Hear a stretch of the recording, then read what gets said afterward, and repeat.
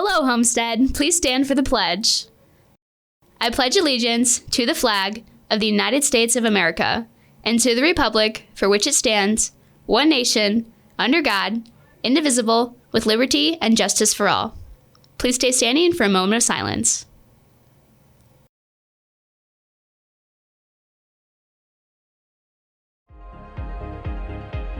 Right now on HHS In Depth, you'll learn about one of Homestead's most popular phys ed classes, scuba diving, in a report by Mackenzie Butts. Homestead's robotics team is busy making this year's robot, and you'll get an update on their progress in a report by Supreet Singh. And with this year being a presidential election year, reporter Alex Peters is bringing us the story on the importance of voting and how you can get registered at Homestead next week. Those stories and more, plus a look back at the past week of sports in the Locker Report. HHS In Depth starts right now.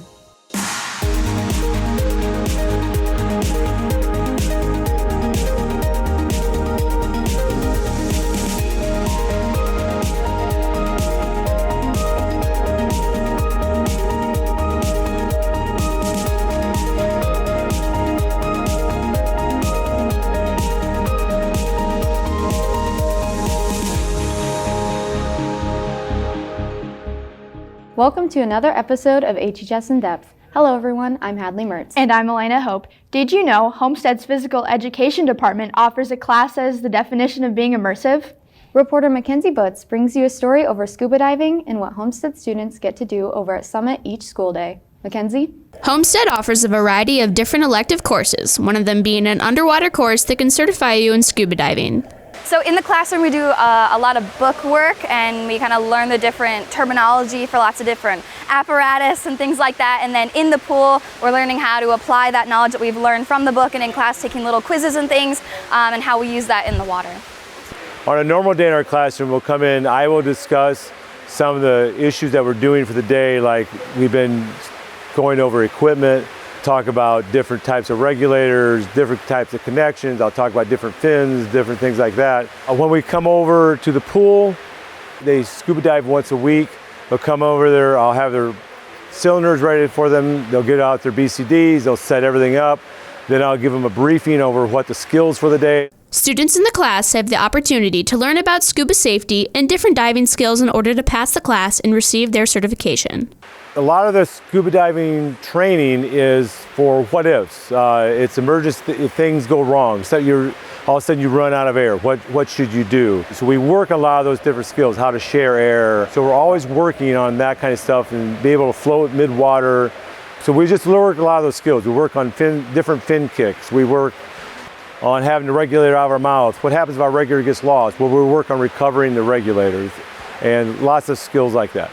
There are a number of reasons why students should choose to take the class. Other than gaining their certification, they acquire underwater experience and an introduction to possible career pathways. My favorite part of the class is being able to have a certification after the class is over with, because I really want to pursue marine biology, and that's going to be one of those things I'm going to need to be down there with the ocean creatures. My favorite part is Mr. Miller's the teacher. The guy's hilarious, and there's nothing really like this at Homestead, nothing like a class like this. And just because if they need an elective or something, I would recommend this class because, I mean, like I said, there's nothing really like it. And you get certified at the end of the year.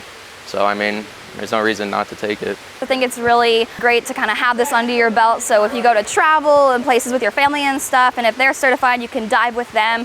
And then, like I said, career-wise, you can definitely apply that based on your career choice. If you are interested in taking the class for next year, talk to Mr. Miller or your counselor for more information about this elective. For HHS In Depth, I'm Mackenzie Butts. Ivy Tech dual credit students. You must have an application on file with Ivy Tech, and you must submit your course selection form by the end of the day today. Both of these are online forms, and the links can be found in your Canvas class of 2020, 21, 22, or 23. If you have already applied to Ivy Tech and you have your C number, you do not need to fill out the application again. However, all Ivy Tech dual credit students must fill out the spring semester course selection form. Be sure to print out and keep a copy of your confirmation emails in case there are issues with your registration. Ivy Tech dual credit students are also responsible for confirming that they have the qualifying test scores needed to enroll in the course. If you check PowerSchool and see that you need to take the entrance exam, the sign up for that exam is also available in Canvas. Students, this is just a reminder that Homestead will be on a modified schedule next Thursday, January 30th, as well as the following Thursday, February 6th. On the next 2 Thursdays, your morning classes will start a little earlier than a typical Thursday, so that advisory can be extended for I-STEP practice testing. These earlier starts will only impact 2nd, 3rd, and 4th period. 5th period will start at the usual Thursday time. There will be a meeting after school Monday in room 611, Senior Peepers classroom, for all students participating in this year's Taste of Homestead. Participants should have at least one member of their own group attend the brief meeting. You are cordially invited to join fellow Spartans on a grand tour of Italy. They are taking a 10-day trip through Italy in the summer of 2021. Join them as they tour Milan, Venice, Florence, Assisi, Pompeii, Rome, Sorrento, and Capri in one amazing trip. All Homestead students are eligible for this trip. If you sign up before January 31st, you will receive a $200 discount off the price of the trip. Contact Mrs. B in room 208 or Mrs. Rickert in room 204, or email either of them for more information. And now here's a roundup of Homestead's clubs taking place over the next week. Chess Club will have its next meeting Wednesday, January 29th after school in room 608, Senior Hoon's room. Get out to play chess with the fellow students and even a few teachers. The Homestead Book Club is returning for the second semester with its first meeting on Wednesday, January 29th after school in room 117. They will be finishing up their talks on the first book, discussing changes for the second semester, and deciding on their second book. And finally, the Aviation Club will be having an informational meeting after school on Thursday, January 30th in room 608, Senior Hoon's room. If you have any questions, you can contact Senior Hoon or Homestead Seniors, Ben Knight or Kylan Lynham. Congratulations to junior June Hill on winning Homestead's Poetry Out Loud school competition. June will represent Homestead at the state finals on Saturday, February 15th. With this year being a presidential election year, reporter Alex Peters brings you a story over the importance of voting and how many students in the Homestead building can get registered to vote at school next week. Throughout recent U.S. history, the voting rates of young adults aged 18 through 29 have been among the lowest recorded out of all age demographics, averaging 20 to 30 percentage points lower than older voters. Nathan Bowling, a government teacher at Lincoln High School, 2016 National Teacher of the Year finalist, and host of the Nerd Farmer podcast on civics, education, and culture, believes that this decline in young voters can be attributed to a lack of education. And so essentially, a lot of civics classes have been pushed to the side in order to offer students additional support in math and reading. And not that math and reading aren't important, but our civics and our democracy matters a lot. The lack of understanding, as well as the belief that voting will have no direct impact, is also a key factor to the decline in young voters. Part of just the idea that less young people vote has more to do with just lack of understanding or lack of real idea of what getting involved in the government means and why you should care about those who are elected. I think a lot of young people feel it doesn't affect their lives. People turn out to vote when they have something either to gain or something to lose. And politics in America today doesn't really have a lot to offer young people right now. So, how can we fix this issue? Well, that's a pretty tough question, but Homestead teachers and students are working to make changes that will make a positive impact. In his government classes, Mr. Bile makes sure to incorporate voting into the curriculum. In my government courses, we every semester we'll look into voting and election, just kind of how the process works. We try to help students understand the values of citizenship and the important things like voting, which is one of those major elements of citizenship, of getting involved. After-school clubs are also helping by encouraging students to register to vote, even hosting sessions to help them through the process. Yeah, we have several politically active groups here at the school who I know have made an effort to try to get students registered to vote in the past. The Young Americans for Freedom Club, YAF, and the Young Progressive Club. So I know they have voter registration drives and just showing people the resources to get registered to vote. With registering now so easy, there's no excuse not to vote. If you'll be 18 by November 3rd, 2020, you're eligible to register right now. By registering, you'll be able to vote in both the primary and general elections. Come out to the registration session being held by the Young Progressives and Young Americans for Freedom Clubs next Friday the 31st after school in room 614 to ensure you're registered. Make sure to bring your laptop and government-issued ID. You could also go to indianavoters.in.gov and follow the steps listed there. Make sure to do your civic duty and get out to vote. Reporting for HHS In Depth, I'm Alex Peters. Another year at Homestead means another robot the robotics team is building from scratch. And now reporter Supreet Singh brings you a story on the progress of this year's robot. Homestead's Robotics Club meets every day except on Tuesdays. Here's Alex with some insight about the club. Our Robotics Club at Homestead is divided basically into 2 parts, one each semester. The first semester is FTC, which stands for First Tech Challenge. It's basically a smaller robot that competes on a smaller field. It's much more limited in scope than FRC is, but it's a good introduction to the bigger robot in FRC, especially for the newcomers. They can learn how to work as a team on the smaller robot before getting into the bigger one later in the year. And so FRC, which we do in second semester, stands for First Robotics Challenge. That's basically a really big robot on a basketball-sized field. The competitions are very complex, but it's also some of the best moments made in robotics. Competitions are very hectic and crowded, but they have a very fun energy to them. When you're walking through the pits with all the teams having their robots out and everyone working really hectically, there's a very good sense of community at the competitions. Everyone's willing to help each other, even if they're on different teams. And that's sort of a big tenet of robotics, is being friendly and courteous towards each other. The club is more than just about engineering. It is really open to any sorts of topics of interest. Though you might think robotics is only engineering, programming based, there's a lot more than that. You have budgeting, fundraising, kind of working as a team. That's probably our biggest challenge, is trying to work as a team.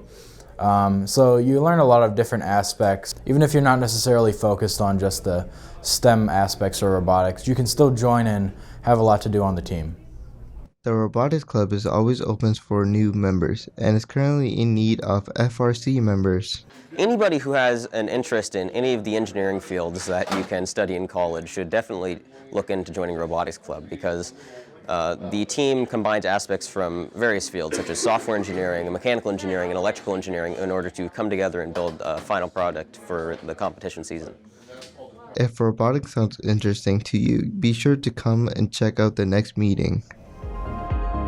When we come back, you'll get caught up with the scores on our sports teams this week, as well as a look at the busy weekend for Spartan Athletics. The Locker Report is next. Tomorrow night, it's the biggest test of the season for the Homestead Spartans. Number 1 Lawrence North enters Spartan Arena. It's the Lawrence North Wildcats and your Homestead Spartans. Game time 5:30, live on the Point 91 FM, and a live video broadcast on YouTube at Homestead High School Media.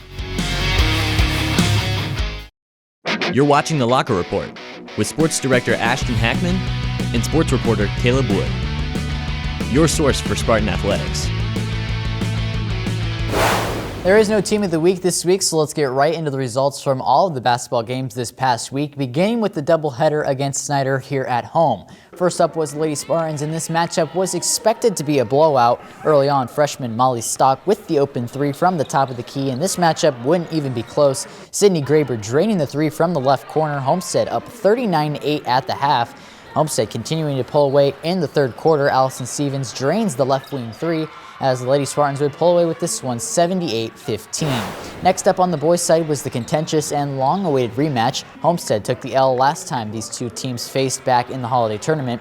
To get Homestead started in the fast-tempo matchup was Alec Grinsfelder, the senior forward, knocking it in off the glass. Then Grant Simmons, top of the key 3-ball. Homestead up 32-28 at the half. Tempo picked up pace during the second half as the game remained close. Luke Goody coming in clutch, knocking in all 3 free throws with 2 seconds left to put Homestead up 52-50.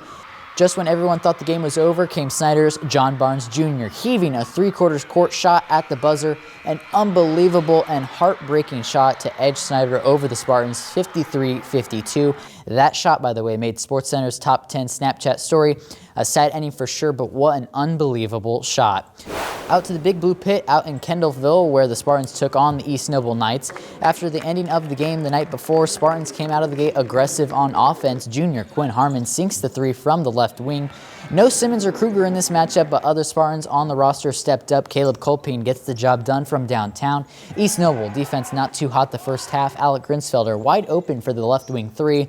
Second half, Homestead continued to pull away. Luke Goody with the left corner 3 as Homestead would go away 40-28 at the end of the third. That wasn't before this. Alec Grinsfelder taking it to the house with the dunk. My man Elijah sure a fan to see that. The slow-paced game would come out with Homestead on top, 55-42. Two more games to get to. The Lady Spartans continuing their winning streak over the weekend with a win over the Warsaw Tigers on Tuesday. The Lady Spartans traveling to the Tiger Pit, coming off with a 48-26 win. Still undefeated in the SAC, they sit at 19-1 overall this season.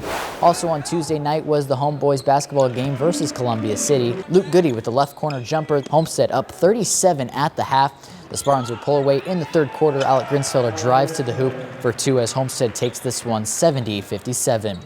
The gymnastics team had a meet against Warsaw on Tuesday night, winning the meet with a season-best team score of 108.325 to Warsaw's 89.175. Winning every event and the all-around was freshman Gina Zerilli. She scored a personal best on vault with a 9.75 and on floor with a 9.675. She also scored a personal best all-around score of 38.325. Their next meet is the Carter Classic Invitational this Saturday at Concordia High School.